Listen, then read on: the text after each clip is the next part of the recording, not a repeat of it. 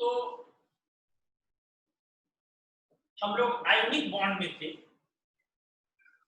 Ionic bond and polarisation topic start किया गया था।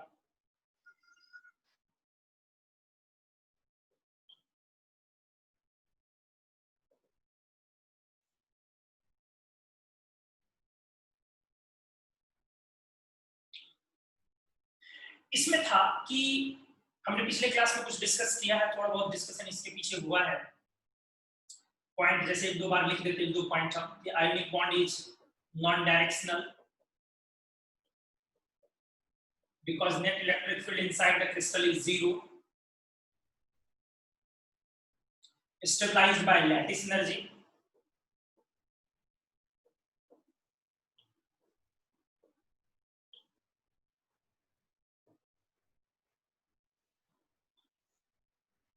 कैसे आप ये भी जानते हैं, गैसियस कैटायन और गैसियस एनायन जब आपस में कंबाइन करते थे तो आयनिक सॉलिड क्रिस्टल बनता था। आयोनिक सॉलिड क्रिस्टल का फॉर्मेशन होता था।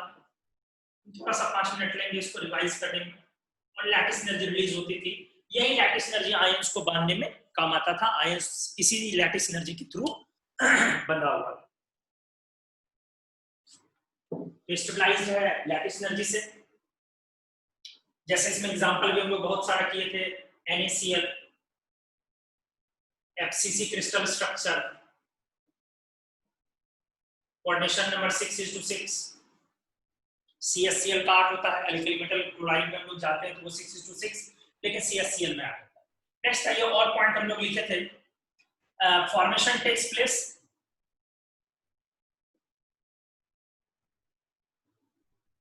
सामान्य तौर पर जिसका फॉर्मेशन होता है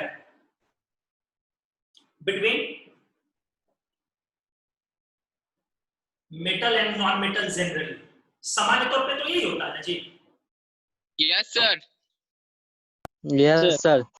सामान्य मेटल और नॉन मेटल के बीच होता है generally by transfer of electron, ना sharing of electron. Yes yes sir, transfer of electron complete. अब हम लोग यहां से let an ideal ionic solid, एक आइडियल आयोनिक सॉलिड ले भी लेते हैं एंड इंट्रोड्यूसिंग पोलराइजेशन। पिछले क्लास में इसको कंप्लीट हम लोग 1 घंटा तक लगभग यही डिस्कस किए थे, फिर भी उसको शॉर्ट में 2 मिनट हम रिपीट कर लिए। अब एक आइडियल आयोनिक सॉलिड लेते हैं। आइडियल आयोनिक सॉलिड,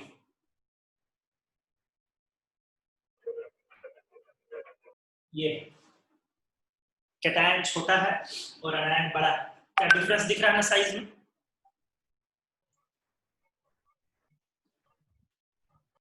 ये छोटा है, ये बड़ा है। चलिए इसको थोड़ा और बड़ा हम बना ही देते हैं। अब पॉइंट है कि Z इफेक्टिव जो है वो कैटायन का काफी ज्यादा है, जिस वजह से एफर्ट लगता है किसका, कैटायन का, किस पर, एनायन के इलेक्ट्रॉन क्लाउड पर, too loosely held electron density of anion. Anion का इलेक्ट्रॉन डेंसिटी जो लूज है उस पर वो एफर्ट लगाता है, कैटायन लगाता है, इसको अपने तरफ खींचता है। यही फेनोमेनन पोलराइजेशन है। ये घटना होनी ही होनी है, कम हो ज्यादा हो, ये घटना होनी ही होनी है हर हाल में। इसी को हम पोलराइजेशन बोलते हैं।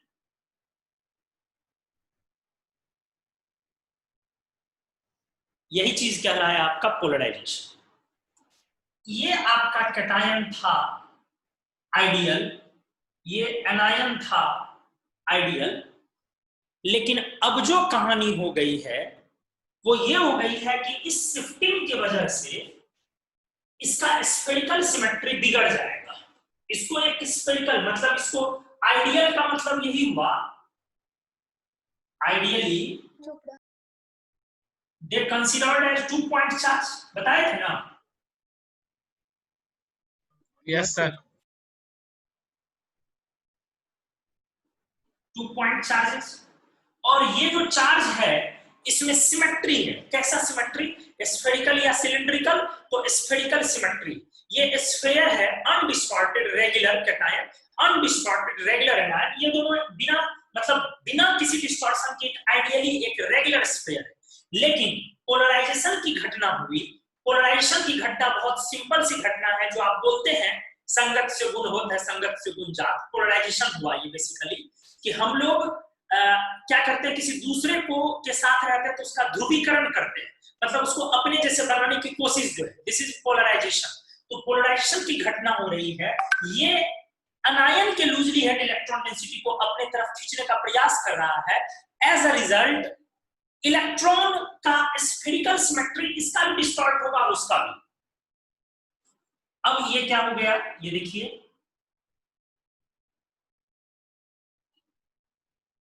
सर गुण जो लेगा किसका गुण लेगा सर?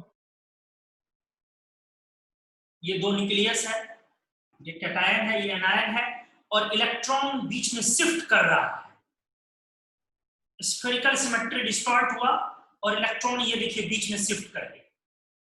जैसे ही इलेक्ट्रॉन आने लगा न्यूक्लियस, दोनों न्यूक्लियस के बीच वाले जोन में, तो इसी को बोलते हैं कोवेलेंट बॉन्ड का कैरेक्टर आना। क्योंकि कोवेलेंट बॉन्ड और आयोनिक बॉन्ड में यही अंतर होता है कि आयोनिक बॉन्ड में कंप्लीट ट्रांसफर हो गया इलेक्ट्रॉन का, और कोवेलेंट बॉन्ड में बोला जाता है कि दोनों न्यूक्लियस के बीच में इलेक्ट्रॉन अभी भी मूव करेगा नहीं, दोनों न्यूक्लियस के बीच में डिलोकलाइज होता है electron.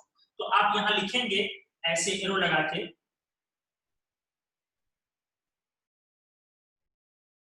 Appearance of electron density in internuclear zone. Internuclear मतलब दोनों न्यूक्लियस के बीच में।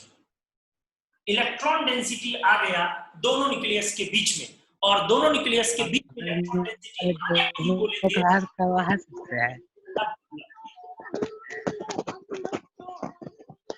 इसका मैं कौन है, ऑफ करो।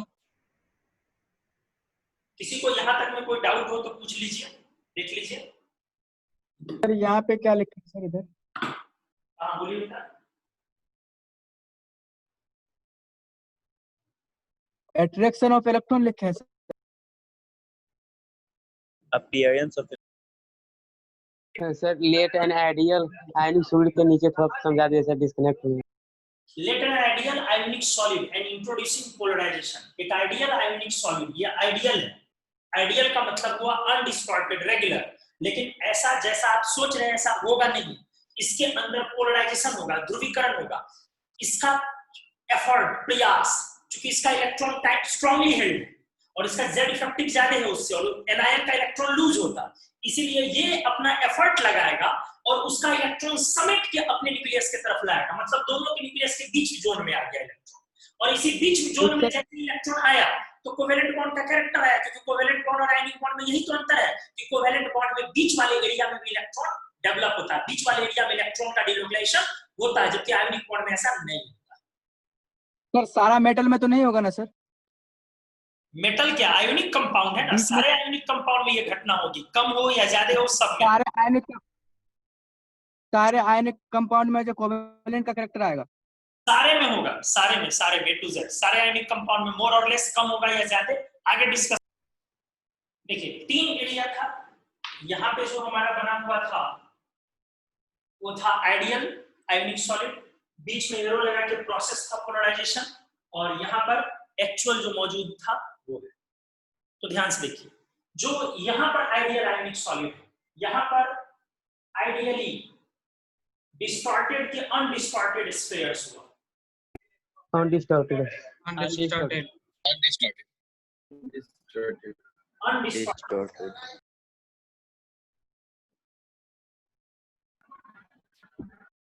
आयंस। और आप यहां बोलेंगे spherical symmetry of electron density.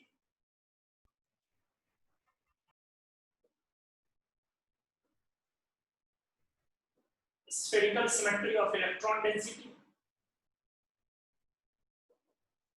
अब बीच में एरो जो लगा हुआ है उस एरिया में, ये एक प्रोसेस है, एक process of distortion of spherical symmetry. सही है ना जी? एक प्रोसेस है Yes, sir. किस चीज का? Spherical symmetry. ऑफ आयंस, और यहां पर इस तरीके से पोलराइजेशन है ये। इसके बाद क्या हो गया यहाँ पर? अपीयरेंस ऑफ कौन सा character? Covalent character. Covalent. Covalent character. Appearance of covalent bond in ionic bond। तो अब देखिए यहां से ध्यान से,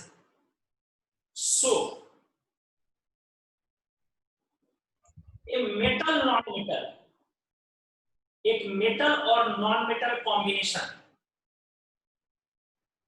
ध्यान से देखिएगा, मे बी पहला पॉइंट लार्जली आयोनिक,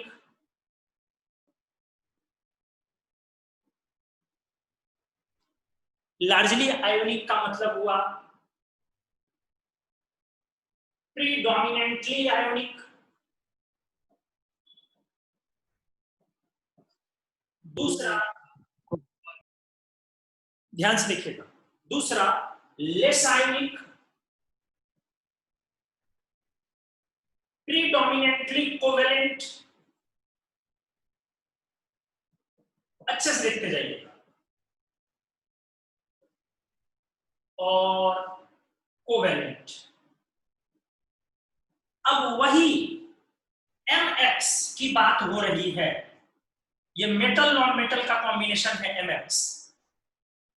अब इस पर पॉइंट ये बना कि अगर बेटा M प्लस और X माइनस के बीच जो ये पोलराइजेशन की घटना हुई, जिस पोलराइजेशन में कि M प्लस ने अपने Z इफेक्टिव की वजह से X माइनस के इलेक्ट्रॉन डेंसिटी को अपने तरफ पुल किया, खींचा, और एज अ रिजल्ट दोनों की स्फेरिकल सिमेट्री बिगड़ गई और दोनों के न्यूक्लियस के बीच में इलेक्ट्रॉन थोड़ा ट्रैवल करना स्टार्ट किया, डिलोकलाइजेशन स्टार्ट किया।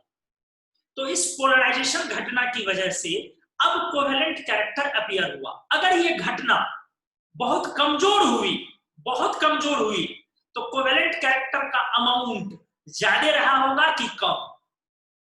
कम कोवेलेंट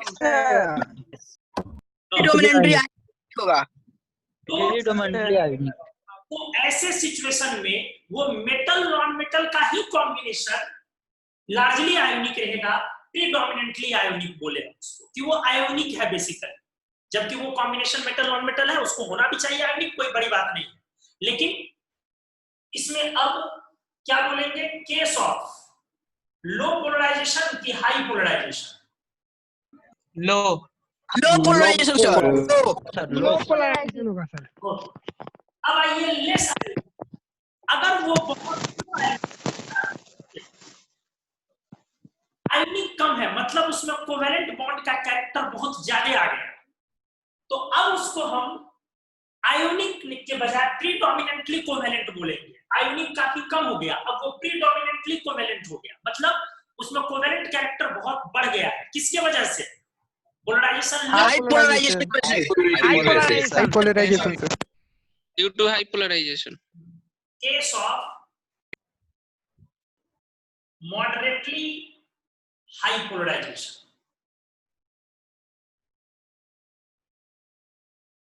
और अगर वही मेटल नॉन मेटल का स्ट्रक्चर कोवेलेंट हो रहा है, इसका मतलब बेटा case of high polarisation, very high polarisation. Very high sir. Large polarisation, high polarisation, very high polarisation का ये केस हो गया। तो तीन कैटेगरी में अब अपना गया। जैसे आपको एग्जांपल ले लीजिए, ध्यान से देखिएगा, हम एग्जांपल लिख रहे हैं।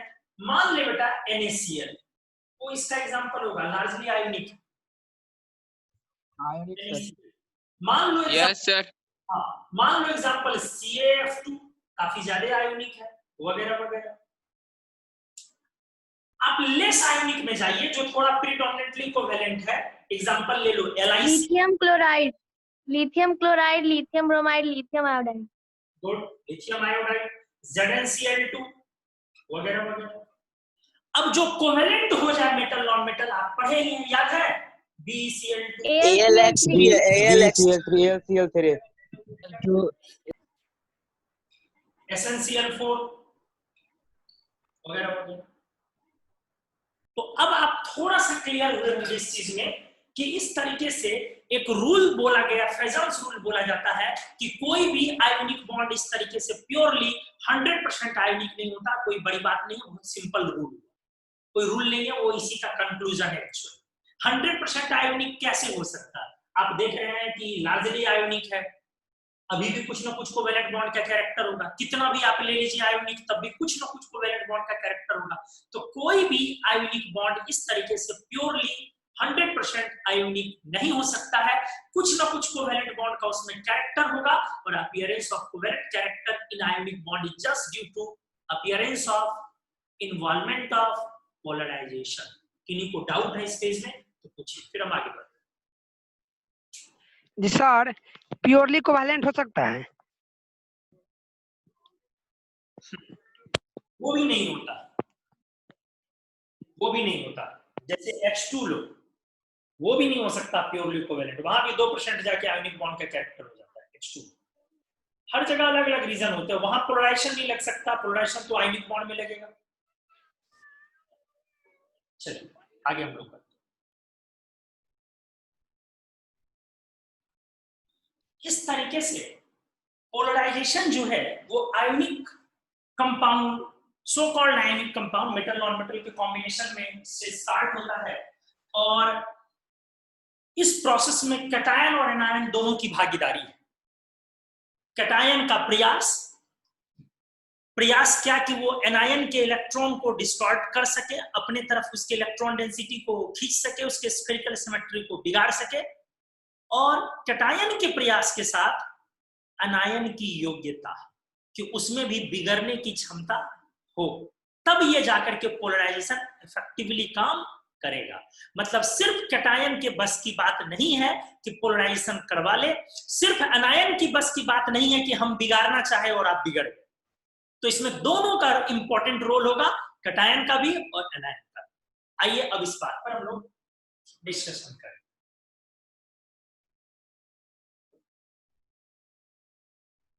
Thus polarization is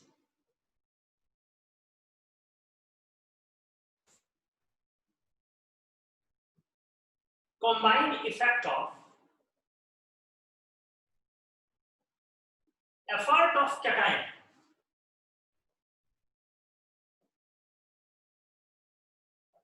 and ability of anion, दोनों का कंबाइंड संयुक्त प्रयास होगा।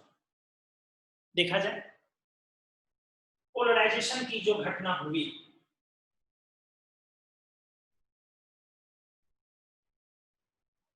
ध्यान से आइए, एफर्ट ऑफ कैटायन, कैटायन का जो बेटा ये प्रयास है, जिस प्रयास से कि ये क्या करता है, एनायन के इलेक्ट्रॉन डेंसिटी को, उसके स्फेरिकल सिमेट्री को बिगाड़ने की कोशिश करता है, इलेक्ट्रॉन डेंसिटी को कैटायन की तरफ शिफ्ट करता है। Effort of cation is called polarising power. Cation का ये प्रयास क्या कहलाया? Polarising Polarizing power. और एबिलिटी या कह लीजिए टेंडेंसी ऑफ एनायन, एनायन के की एबिलिटी, योग्यता या टेंडेंसी, जो वो कैटायन की तरफ खुद को अपने इलेक्ट्रॉन डेंसिटी को समर्पित करने की, उसको शिफ्ट करने की जो उसकी टेंडेंसी है, ये इस चीज का एक नाम हुआ पोलराइजिबिलिटी। Polarizability. पोलराइजिबिलिटी। तो आप बताइए पोलराइजेशन ज्यादा होगा कब? जब पोलराइजिंग पावर होगा ज्यादा या कम? ज्यादा होगा सर। सर। और पोलराइजेशन ज्यादा होगा कब? जब पोलराइजिबिलिटी ज्यादा या कम? सर ज्यादा ज्यादा ये भी ज्यादा, ये भी ज्यादा, तब पोलराइजेशन ज्यादा। अब सोचिए यदि पोलराइजेशन ज्यादा हुआ तो इसके वजह से क्या होगा? पोलराइजेशन अगर बढ़ गया तो क्या? कोवेलेंट कैरेक्टर आएगा। कोवेलेंट कैरेक्टर आएगा। कैरेक्टर आ जाएगा। Point ionic character come point covalent character in ionic bond बढ़ेगा कि घटेगा? बढ़ेगा बढ़ेगा बढ़ेगा सर। बढ़ेगा सर। आयोनिक कैरेक्टर बढ़ेगा या घटेगा? घटेगा। बढ़ेगा सर। पॉइंट वाइज आइए। जो कंपाउंड पहले आयोनिक था आइडियली, अब उसमें पोलराइजेशन की घटना की वजह से कोवेलेंट कैरेक्टर इंटर कर गया, तो बताइए उस कंपाउंड के एमपीबीपी पर, उस सॉलिड के एमपीबीपी पर क्या फर्क पड़ेगा? एमपीबीपी अब बढ़ जाना चाहिए कि कम हो जाना चाहिए? कम हो जाना चाहिए सर। कम हो जाएगा कम जाएगा। कम हो जाएगा। कम हो जाएगा। यस सर, कम हो जाएगा। एमपीबीपी उसका लो हो जाएगा। अगर वो कंपाउंड आयोनिक था तो वाटर में पोलर कंपाउंड आयोनिक कंपाउंड ज्यादा सॉल्युबल होते हैं रादर देन कोवेलेंट। जनरल ऐसा कॉन्सेप्ट है। Yes sir. सॉलिबिलिटी कम हो जाएगा सर। Yes sir. वाटर सॉलिडिटी कम हो जाएगा। कम हो जाएगा सर। कम हो जाएगा। कम हो जाएगा सर। आयोनिक कंपाउंड से, आयोनिक सॉलिड से करंट पास नहीं करता, लेकिन पिघलाने के बाद पिछले क्लास डिस्कस किए थे कि उसका क्रिस्टल क्रैश कर जाता है और आयंस फ्री हो जाता है, फ्री ऑफ इलेक्ट्रॉन्स और कंडक्टिविटी देता यस है। सर। कंपाउंड पिछले क्लास में डिस्कस सॉलिड नहीं देगा, मोल्टन में देगा, और सॉल्यूशन में देगा कि नहीं देगा वो डिपेंड करेगा सॉल्युबिलिटी पर। पिछले क्लास डिस्कस किए। अगर सॉल्युबल है तो आयंस तो कंडक्टिविटी दिया, इनसॉल्युबल है आयंस नहीं बना, कंडक्टिविटी नहीं दिया, पार्शियली सॉल्युबल है तब भी कुछ ना कुछ कंडक्टिविटी दिया। तो बताइए ना, मोल्टन कंडक्टिविटी अब पोलराइजेशन आने के बाद बढ़ जाएगी या कम हो जाएगी? घट जाएगा। कम हो जाएगा सर। कम हो जाएगा। कम जाएगा। उस आयोनिक कंपाउंड का अब लैटिस एनर्जी बढ़ेगा या कम हो जाएगा? कम होगा सर। कम हो जाएगा। कम हो जाएगा सर। कम हो जाएगा सर। तो बताइए ना, उस आयोनिक कंपाउंड की स्टेबिलिटी बढ़ जाएगी या कम हो जाएगी? कम हो जाएगी।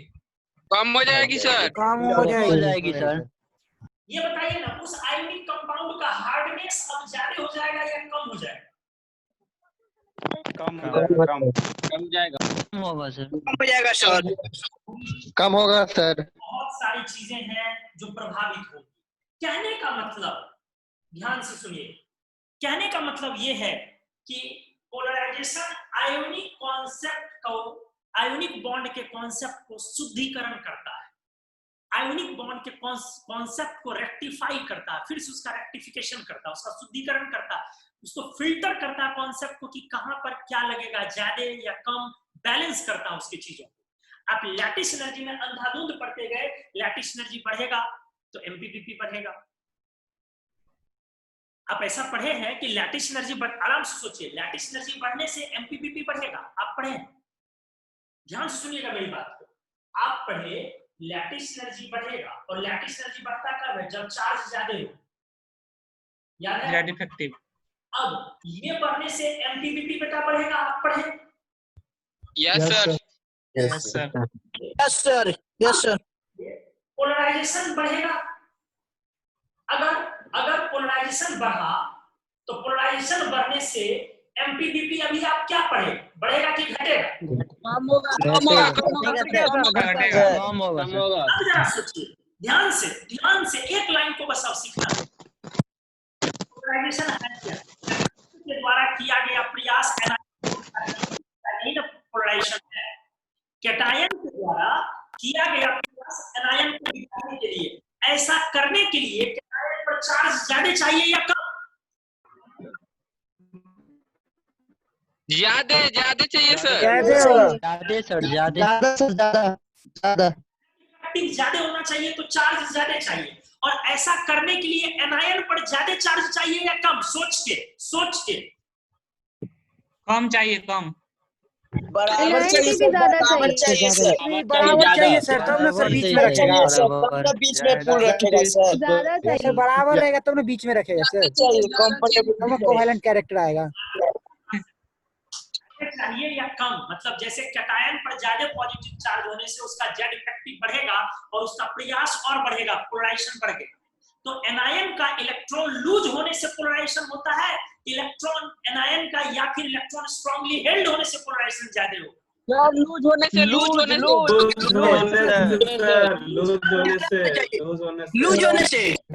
होने से बढ़ता है। तो सवाल है लूज कब होगा? लूज तब ना होगा जब इस पर नेगेटिव चार्ज ज्यादा होगा। यस सर, यही बात है सर। Yes sir.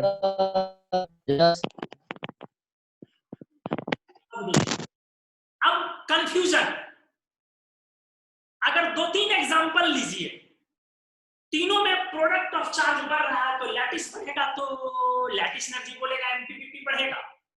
अब उसी तीनों एग्जांपल में सोचिए, पॉजिटिव नेगेटिव चार्ज बढ़ रहा है तो पोलराइजेशन बढ़ेगा, तो बोलेगा एमपीपीपी घटेगा। सोचो, यही तो कॉन्फ्लिक्शन है। सर इनऑर्गेनिक में कुछ भी जायज है सर। इनऑर्गेनिक में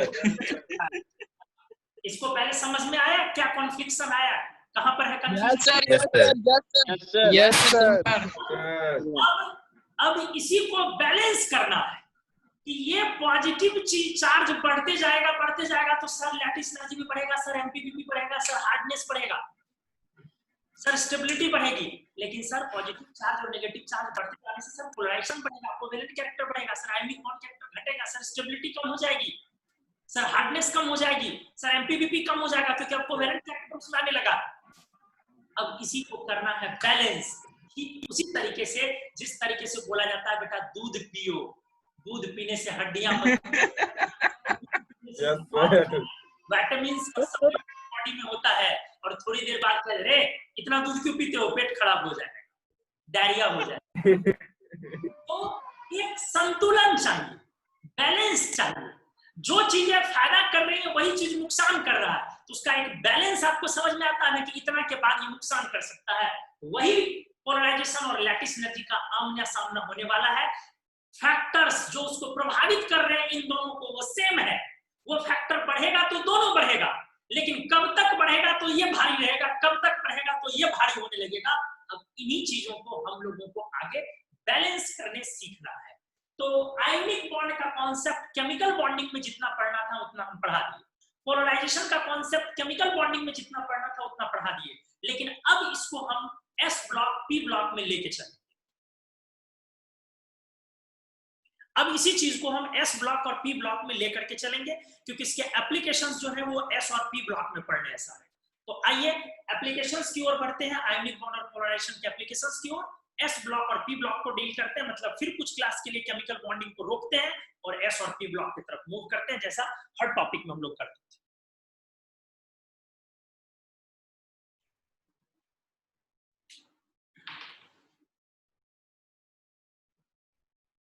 Facts and applications.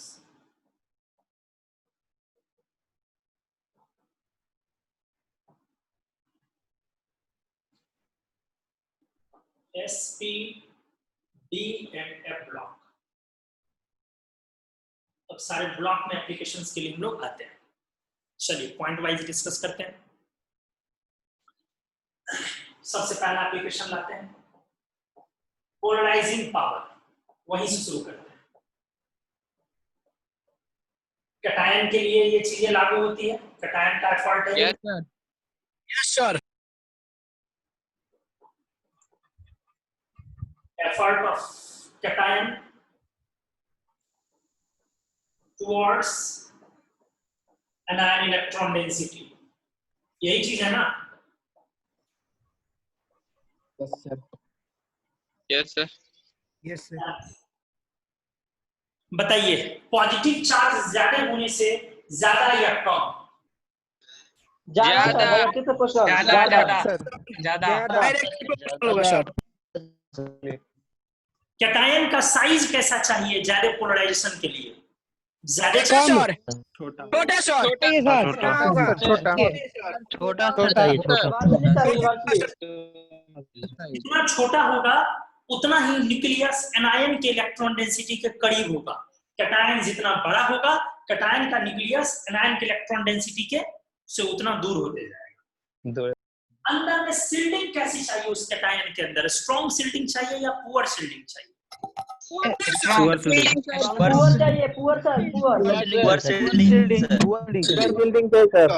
अब सील्डिंग पुअर कब होती है? जब D10 और F14 में सर। पूरी ने डी ब्लॉक सर।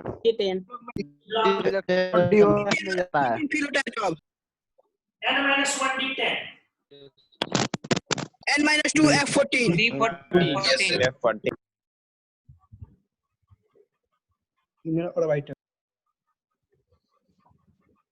देखिए, पोलराइजिंग पावर में सबसे ज्यादा प्रभाव सामान्य तौर पर सील्डिंग का ही होता है।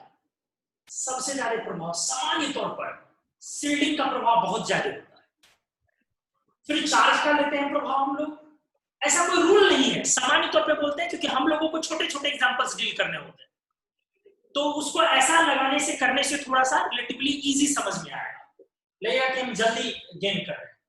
और साइज वाला फैक्टर थोड़ा बाद में डिस्कस। इस ऑर्डर में प्रायोरिटी डालिए क्योंकि सामान्य तौर पर लोग उतर जाते हैं पहले साइज को लेके। पहले आप सील्डिंग से देखिए क्योंकि सील्डिंग से अल्टीमेटली साइज भी प्रभावित हो जाती है, फिर चार्ज पर जाइए और फिर साइज। कुल मिला के हम मैथमेटिकली इसको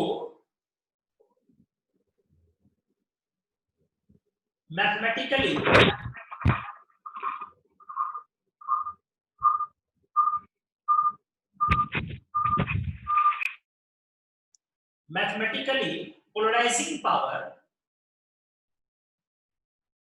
is calculated as, इसको कैलकुलेट कैसे करते हैं देखो, phi is called ionic potential। Mathematically इसको आयनाइजेशन पोटेंशियल मत बोल देना रे, आयोनिक पोटेंशियल। तो mathematically polarising power is calculated as phi ionic potential equals to cation का साइज बटे चार्ज बटे कैटायन का साइज। देखो डायरेक्टली प्रोपोर्शनल और इनवर्सली प्रोपोर्शनल, और सील्डिंग पुअर होने से ऑटोमेटिकली साइज हो जाएगा छोटा। तो phi equals to Z plus divided by R plus. Mathematically ऐसे ही कैलकुलेट करेंगे वैल्यू को, Z plus divided by R plus. अब आते हैं इसमें एग्जांपल्स हम डिस्कस करें। phi से मैथमेटिकली इसको प्रेजेंट करते हैं तो इतना लंबा ना लिख के पोलराइजिंग पावर phi भी लिख सकते हैं। पहला Li plus Na plus K plus Rb plus Cs plus. Easy example लेते हैं पहले। क्या बोलेंगे आप इसमें? ऊपर जाने पर साइज Li प्लस घटेगा, डिक्रीज होगा, घटेगा, पोलराइजिंग पावर बढ़ जाएगा। Yes sir, yes sir. Sir. B number example बगल में ले लिए और इसी एरो से काम चला लिए। इधर देखिए इसका बेरिलियम। तीसरा आइए Na plus Mg double plus Al triple plus. इधर ना L3 का सबसे ज्यादा। Yes sir. यहाँ पर दो चेंजेस हो रहे हैं। पहला चेंज, चार्ज भी बढ़ रहा है साइज भी बढ़ेगा, और साइज भी बढ़ा, साइज भी बढ़ रहा है। इसीलिए phi जो बढ़ेगा वो तेज साइज घट रहा है। आपको समझ में आ गया? Yes sir. यही वजह है कि NaCl आयोनिक होता है बहुत ज्यादा, MgCl2 आयोनिक होता है लेकिन उसमें कोवेलेंट कैरेक्टर अच्छा खासा होता है, और AlCl3 कोवेलेंट कोवलेंट होता है सर जी। Yes, sir. समझ गया सर, समझ गया। क्योंकि बहुत ज्यादा पोलराइजिंग पावर बढ़ रहा है देखिए दोनों चीज बढ़ रहा है ना सर।